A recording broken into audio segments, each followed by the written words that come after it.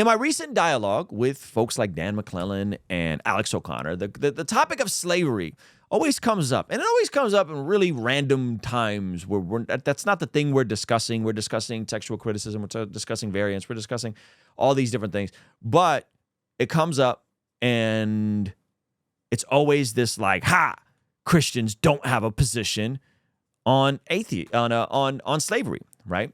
It's always interesting. Now, there's some very obvious things about that we're going to get into that, like, we could draw the line and say, look, slavery, Christianity. Oh, Christianity, hope, and slavery.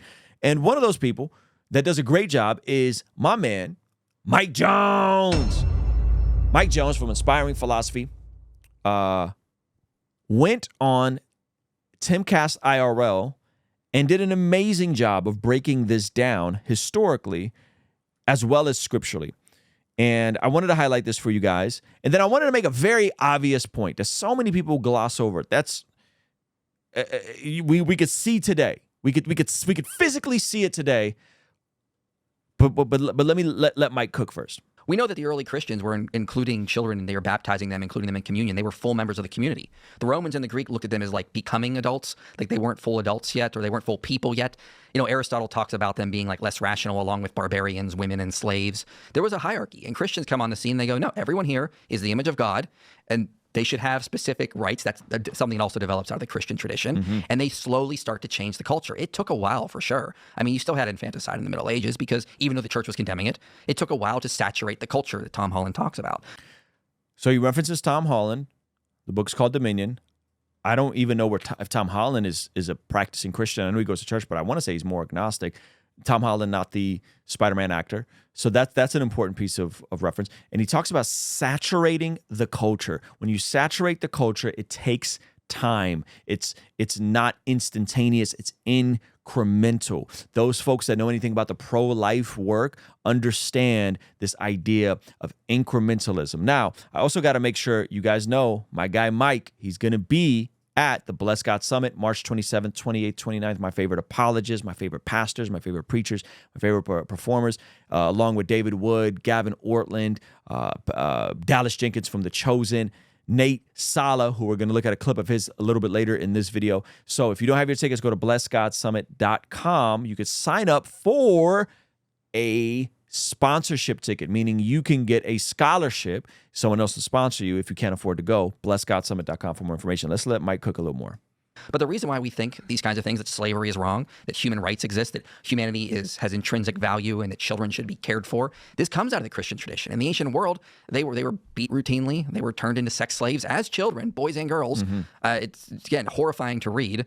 And again, slavery was just the norm. No one ever questioned the idea that slavery should be abolished until the Christians came on the scene. The first one to say slavery should be abolished was Gregory of Nyssa, working on what he was learning in the scriptures and reading Paul and Genesis. And that slowly began to change. When was that? What was that? When was that? I believe it was in the 300s, as Gregory of Nyssa was around. Wow. Yeah. Okay. And the wider culture did ignore him for a while, but you start to see throughout the Christian tradition them slowly moving to end slavery, that by the time you get to like St. Anselm, like it's... Okay, so he mentioned someone that Nate Sala does a great job breaking down.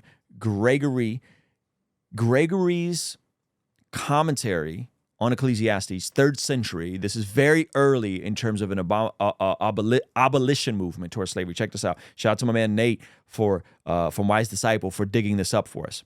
Male and female slaves and had slaves. So this is from Ecclesiastes. Okay, check this out. In it, he talks about owning slaves. Look at this. I bought male and female slaves and had slaves who were born in my house. But then watch what happens. Then I considered all that my hands had done and the toil I had expended in doing it, and behold, all was vanity and a striving after wind, and there was nothing to be gained under the sun. Gregory of Nyssa had something to say about it. Look at this. This is Gregory of Nyssa's commentary on Ecclesiastes chapter 2, verse 7. Look at what he says. Man, who was created as Lord over the earth, you have put under the yoke of servitude as a transgressor and rebel against the divine precept. You have forgotten the limit of your authority, which consists in jurisdiction over brutish animals. By the way, real quick. So the commentary here, this is in the year 300. And the commentary here is saying you have a limit, people have a limit of their authority in terms of their dominion, and that limit is over animals. You can't go beyond that. You can't own humans, okay? This is the first of this in the year 300. This is mad early in terms of a slow shift to then abolish the act of slavery. Okay, let me go back to Mike. Sort of getting abolished from Europe in a lot of places. And so then the Europeans later on going, well, we're not allowed to enslave Christians. We know that's wrong. Let's go elsewhere to enslave people. And that's how you get the transatlantic slave trade. And then the funny thing is if you read about the transatlantic slave trade, a lot of the plantation owners were trying to keep their slaves away from missionaries. Because when the missionaries come in, they're going to evangelize these slaves and turn them in to Christians, and then we'll have to free them.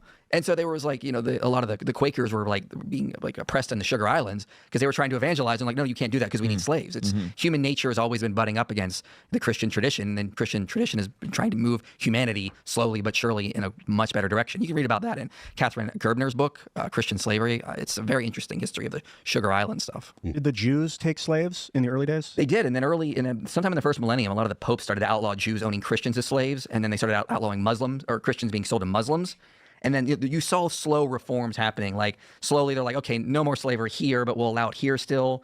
So yeah, you saw, I think one of the popes in one of the 600s or 700s said no more Jews owning slaves and no more owning. And then one pope came along and he attacked the Venetian slave trade. He said no more selling slaves. By the way, he bought all the slaves and then freed them.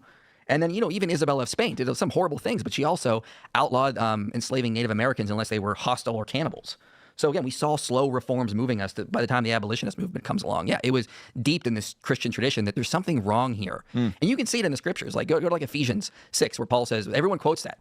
Slave masters, or slaves obey your masters. But no one quotes right after that in Ephesians 6, where Paul says, and masters do likewise to your slaves.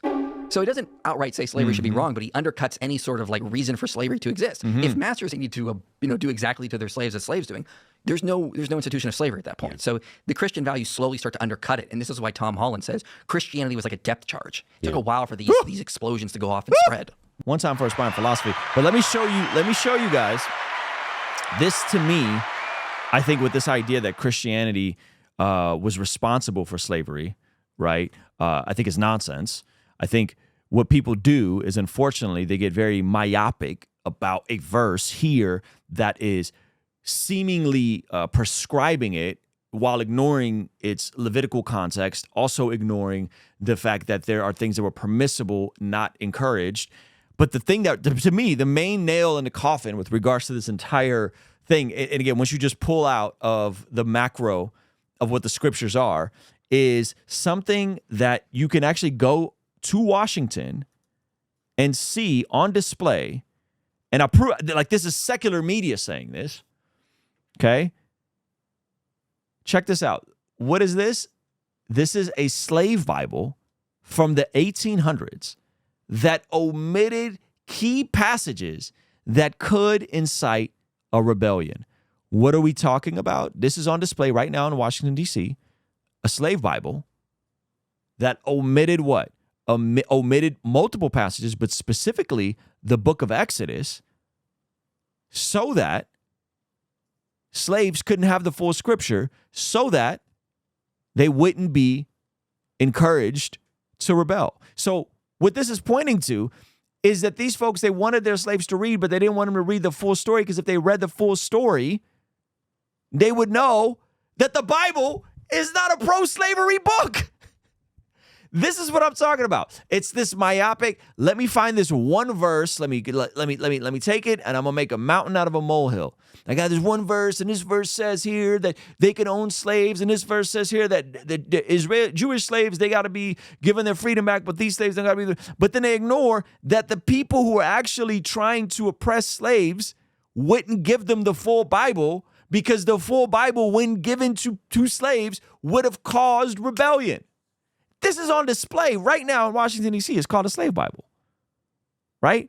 And there's all kinds of verses removed, right? Galatians 3:28, right? All kinds of verses removed. So isn't it interesting?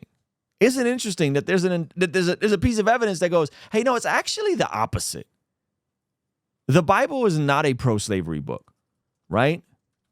That the Bible is actually an anti-slavery book in its macro context, right? In its macro context. And so here are the verses that were removed. The Exodus story. Hello, children of Israel, being slaves in Egypt. Boom. Taken out. That's pretty interesting, isn't it?